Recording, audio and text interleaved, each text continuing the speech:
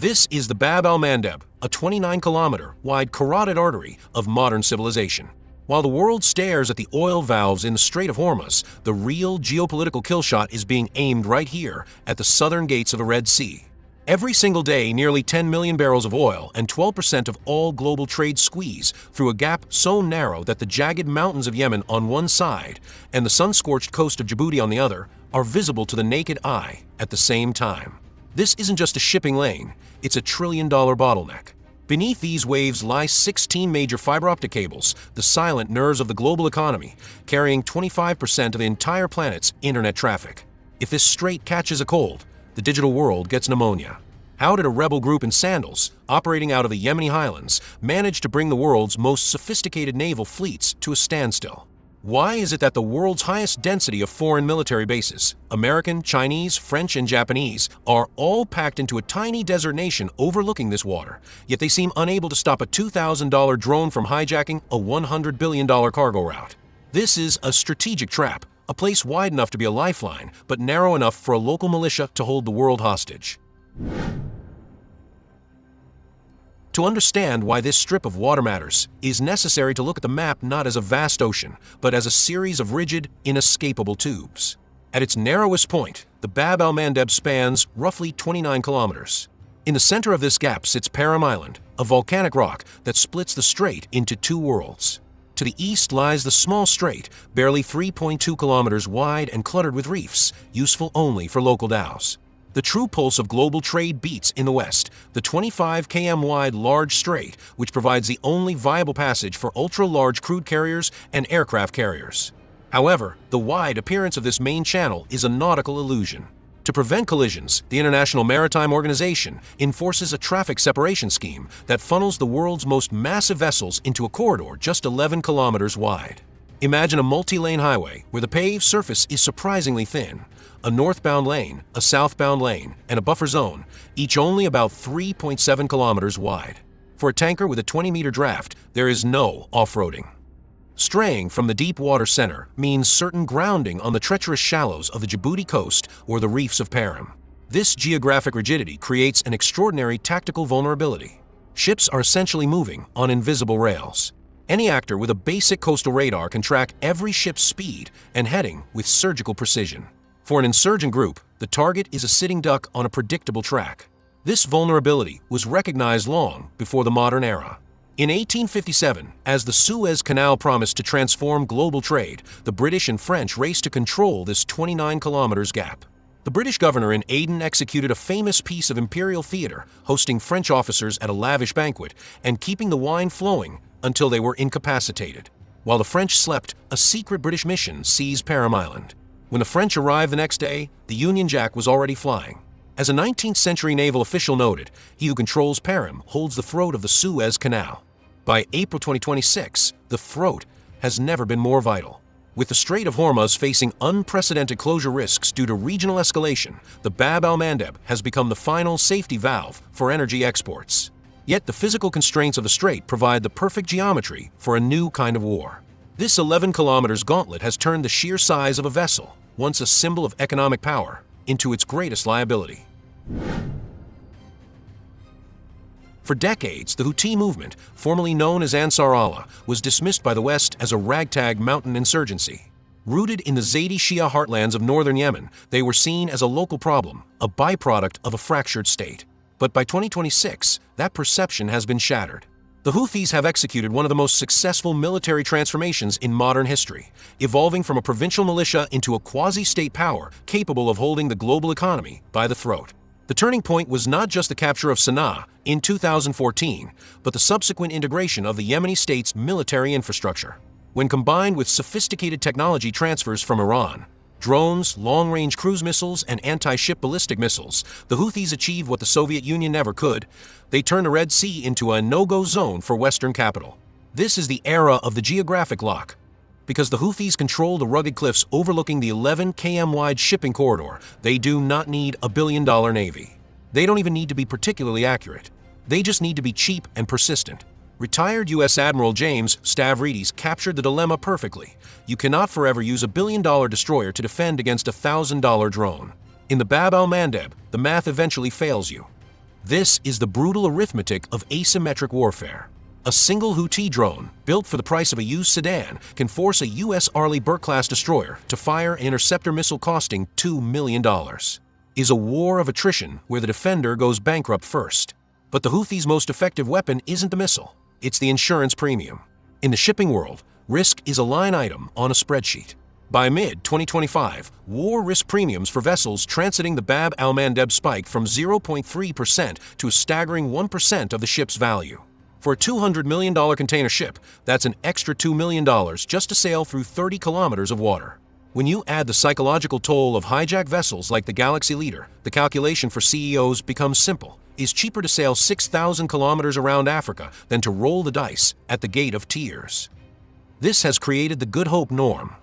Global shipping giants like Maersk and MSC have effectively baked the detour into their long-term logistics. By 2026, the world has adjusted to a reality where freedom of navigation is no longer a universal right, but a premium service.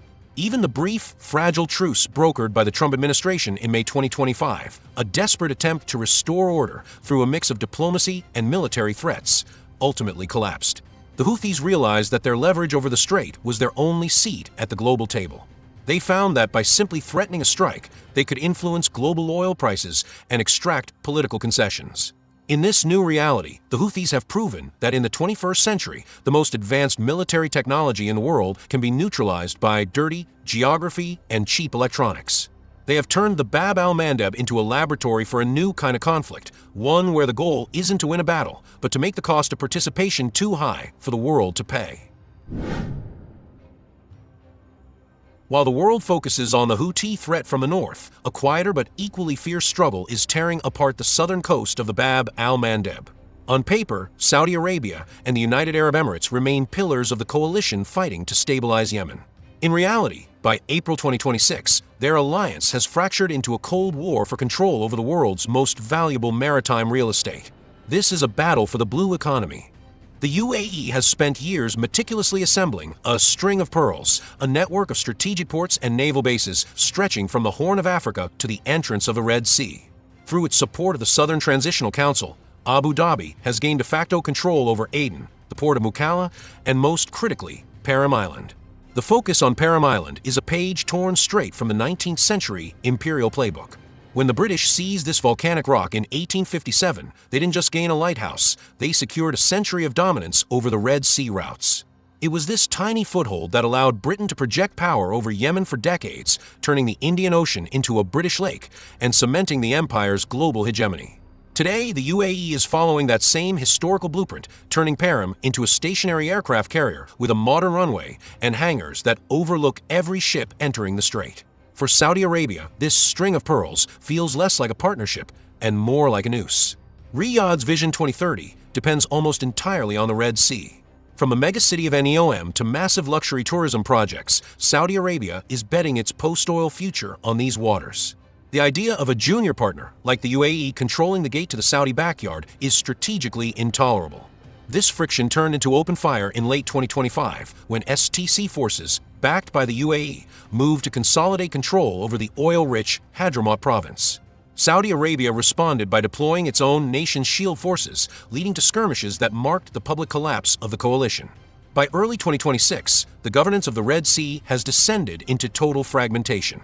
The region is no longer a unified security zone, it is a chaotic patchwork of competing militias and tribal actors. There is no central authority, only a power vacuum where loyalties are transactional and security is for sale to the highest bidder. On any given day, a ship transiting the coast might be monitored by 3 different armed groups, each with its own agenda and its own foreign sponsor. The Houthis have been the primary beneficiaries of this internal rot. They have mastered the art of shadow diplomacy, playing the Saudi rivalry to their advantage. By offering conditional truces to one side while launching attacks that embarrass the other, they have turned the rift between Riyadh and Abu Dhabi into their most effective shield. As the two regional giants bicker over who owns the shore, the Bab al-Mandeb remains a lawless gauntlet, proving that a divided house cannot guard a gate. Across the water from the chaos of Yemen lies Djibouti. Geographically, it is the New Jersey of the Red Sea, nearly identical in land area to the Garden State, but supporting only 1/8 of its population. In this sparse, salt-encrusted landscape, the most crowded element isn't the local citizenry, it is the sheer density of global military hardware. Djibouti has turned its front-row seat to the Bab al-Mandeb into a survival strategy, hosting the highest concentration of foreign military bases on the planet. On this 23,000 square kilometer patch of land, the United States, China, France, Japan, and Italy all maintain permanent military footprints. Renting out sovereignty is the national business model. The U.S. pays $70 million a year for Camp Lemonnier, its only permanent base in Africa, while China's nearby support base serves as the cornerstone of Beijing's maritime strategy. The proximity between these facilities, the American and Chinese bases are barely 10 kilometers apart, creates a state of geopolitical awkwardness found nowhere else. Because they are so close, military intelligence isn't just a matter of intercepting encrypted radio waves, it is a matter of looking out a window. With high-power telescopes or 4K surveillance cameras, personnel on either side can literally log the takeoff frequency of their neighbors' drones or observe the daily movements of troops across the fence. This proximity produces surreal moments of everyday interaction. At the Casino supermarket in Djibouti City, it is a common sight to see a U.S. Marine and a Chinese sailor standing in the same checkout line, waiting to buy a fresh baguette or a cold drink. It is perhaps the only place on Earth where the great power competition has to wait its turn in a grocery queue. However, the Red Sea crisis of recent years has exposed a cynical truth. Despite this massive concentration of foreign firepower, the Houthi geographic lock on the opposite shore remains unbroken. Djibouti has become a listening post for a balance of violence. These bases do not exist to act as a global police force. They are there to ensure that when the global lights are eventually threatened, their respective nations are the ones with their hands on the switch. As the Gate of Tears becomes impassable, the world is frantically searching for a Plan B. The crisis has ignited a race to build land bridges. The most ambitious, the India-Middle East Europe Economic Corridor, IMEC, remains paralyzed by regional war and a $500 billion funding gap.